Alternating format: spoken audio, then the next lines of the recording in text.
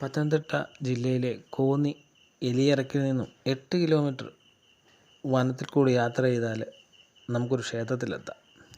കല്ലേലി ഊരാളി അപ്പൂപ്പൻ കാവ്. അച്ചൻകോവിൽ റൂട്ടാണ്. കുറച്ച് കഴിയുമ്പോൾ ചെക്ക് പോസ്റ്റ് ഉണ്ട്. വനത്തിൻ്റെ തുടക്കത്തിൽ ചെക്ക് പോസ്റ്റ് ഉണ്ട്. അച്ചൻകോവിലിൽ പോകുന്നവർക്ക് അവിടെ ചില ഫോർമാലിറ്റികളുണ്ട്. ഊരാളിക്കാവിലോട്ട് പോകുന്നവർക്ക് കുഴപ്പമൊന്നുമില്ല. അച്ചൻകോവിലാറിൻ്റെ തീരത്താണ് ഈ ക്ഷേത്രം സ്ഥിതി ചെയ്യുന്നത്. അതുകൊണ്ട് തന്നെ നമുക്ക് ക്ഷേത്രത്തിൽ ദർശനം നടത്തുമ്പോൾ ഒരു വല്ലാത്ത ഒരു ഫീൽ അനുഭവപ്പെടും. കൽവിളക്കുകൾ വളരെയധികം ഉണ്ട് കേട്ടോ. വാനരപ്പടയുടെ ഒരു കൂട്ടം തന്നെയുണ്ട്. ഫോറസ്റ്റ് ആയതുകൊണ്ട് തന്നെ അതിന് യാതൊരു പഞ്ഞവുമില്ല. അവരുടെ കുസൃതികൾ കാണാൻ തന്നെ ഒരു രസമാണ്. മുറുക്കാനും കള്ളും ചേർന്ന ഒരു ആചാര രീതി. മറ്റൊരാചാരമാണ് കോഴിയെ നടക്കിരുത്തുക എന്നുള്ളത്.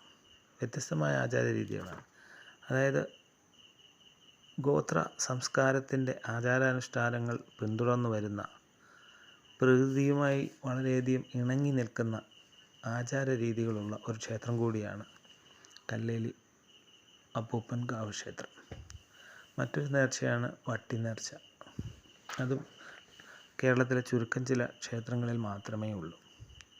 ക്ഷേത്രത്തിൻ്റെ ശ്രീകോവിൽ ഇല്ല എന്നുള്ളത് തന്നെ മറ്റൊരു ക്ഷേത്രങ്ങളിൽ നിന്ന് ഇതിനെ വ്യത്യസ്തമാക്കുന്ന ഒരു കാര്യമാണ്. ഗോത്ര സംസ്കാരത്തിൻ്റെ ആചാര രീതികൾ മറ്റ് ക്ഷേത്രാചാരങ്ങളിൽ നിന്നും വളരെ വ്യത്യസ്തമാണ്. അതുകൊണ്ട് തന്നെ ആദ്യമായി എത്തുന്നവർക്കെല്ലാം ഇതൊരു വ്യത്യസ്തമായ കാഴ്ച തന്നെയാണ്. മനോഹരമായ രീതിയിലാണ് ക്ഷേത്രത്തിൻ്റെ നിർമ്മാണം ചെയ്തിരിക്കുന്നത്. പുനരുദ്ധാരണം കഴിഞ്ഞിട്ട് കുറച്ച് നാളുകളെ ആയിട്ടുള്ളൂ. ഓലമേഞ്ഞ ഷെഡുകൾ ഇവിടുത്തെ ക്ഷേത്രങ്ങളുടെ ഒരു പ്രത്യേകതയാണ്. ഇപ്പോഴുള്ള ക്ഷേത്രങ്ങളിലൊന്നും തന്നെ നമുക്കത് കാണുവാൻ സാധിക്കുന്നില്ല. ഉച്ച സമയത്ത് ചെന്നതുകൊണ്ട് തന്നെ ഉച്ചപൂജ കാണുവാനുള്ള ഭാഗ്യമുണ്ടായി.